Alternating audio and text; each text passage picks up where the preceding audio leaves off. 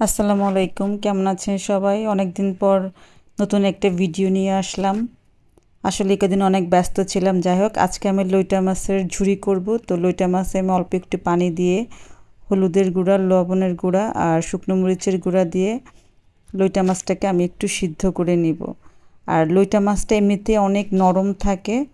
তো কিছুক্ষণ জাল হওয়ার পরে আস্তে আস্তে আমি চামচ দিয়ে যখন একটু চাপ দিচ্ছিলাম, মাছগুলো একদম কাঁটা থেকে সরে যাচ্ছিল। তো এভাবে আস্তে আস্তে আমি চাপ দিয়ে মাছ আর কাঁটা আলাদা করছিলাম। তো যখন মাছ আর কাঁটা আলাদা হয়ে গিয়েছে, পানিও শুকিয়ে এসেছে, তখন আমি কাঁটাগুলো বেছে বেছে ফেলে দিলাম। কারণ হচ্ছে আমার বাসায় ছোট বাচ্চা আছে। এই লইটা মাছের কাঁটাগুলো কিন্তু নরমই হয়।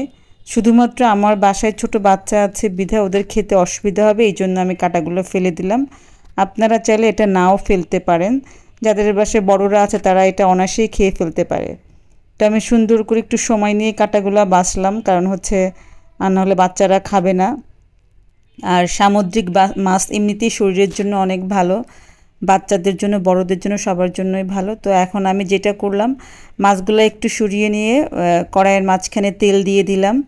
তেল দিয়ে আমি 3টা পেঁয়াজ কুচি আর কাঁচামরিচ কুচি করে রেখেছিলাম। এই মাছটা ঝুরি করতে গেলে পেঁয়াজ কুচি একটু বেশি করে দেওয়া লাগে। তো আমি পেঁয়াজ কুচি আর কাঁচামরিচ কুচিটা এখন দিয়ে দিলাম, দিয়ে মাছের সাথে ভালো করে মিশিয়ে নিব, যাতে মাছ, পেঁয়াজ, কাঁচামরিচ সব মিশে যায়। এই পর্যায়ে আমি 1 চা চামচ জিরার গুঁড়া দিয়ে দিলাম, টালা জিরা।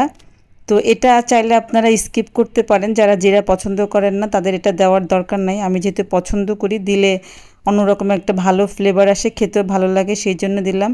এরপরে আমি অল্প আঁচে আস্তে আস্তে মাছগুলোকে ভেজে একদম শুকনা করে ফেলবো। দেখেন কেমন শুকিয়ে আসছে। তো এখন আমি এই পর্যায়ে অল্প করে ধনেপাতা দিব।